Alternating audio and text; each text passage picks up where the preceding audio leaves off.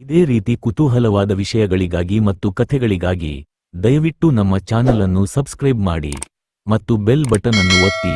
ನಾವು ಮಾಡುವಂಥ ಎಲ್ಲಾ ವಿಡಿಯೋಗಳು ನಿಮಗೆ ತಲುಪುತ್ತವೆ.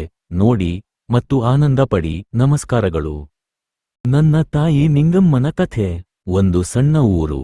ಆ ಊರಲ್ಲಿ ನಿಂಗಮ್ಮ ಮತ್ತು ಅವಳ ಪತಿ ಚಿದಾನಂದಯ್ಯ ಇದ್ದರು. ಅವರಿಗೆ 4 ಜನ ಮಕ್ಕಳು, 2 ಹೆಣ್ಣು 2 ಗಂಡು, ಒಂದು ಚಿಕ್ಕ ಸಂಸಾರ. ತುಂಬಾ ಬಡವರು ಆಗಿದ್ದರು.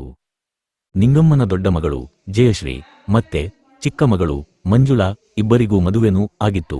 ಗಂಡು ಮಕ್ಕಳಿಬ್ಬರು ಚಿಕ್ಕ ವಯಸ್ಸಿನಲ್ಲೇ ಓದುವುದು ಬಿಟ್ಟು ದುಡಿಯುತ್ತಿದ್ದರು. ಮನೆ ಮಂದಿಯೆಲ್ಲ ದುಡಿದೇ ಜೀವನ ನಡೆಸಬೇಕಾಗಿತ್ತು. ಜೊತೆಗೆ ಸಾಲಗಾರರ ಚಿಂತೆ ಬೇರೆ.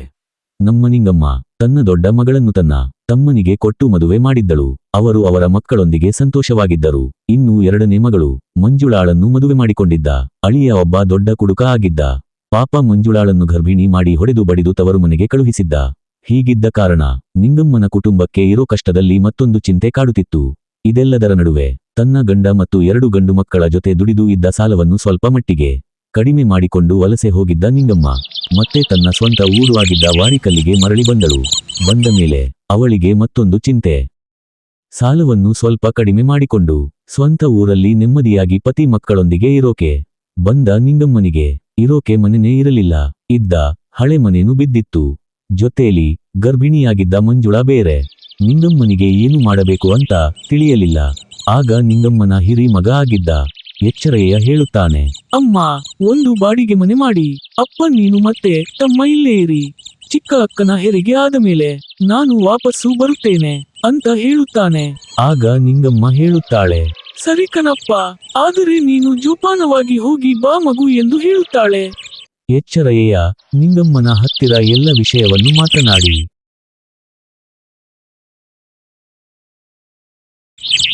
ತಂದೆ ತಾಯಿಯ ಆಶೀರ್ವಾದ ಪಡೆದುಕೊಂಡು ದುಡಿಯೋದಕ್ಕೆ ಮರಳಿ ಹೊರಟು ಹೋಗುತ್ತಾನೆ.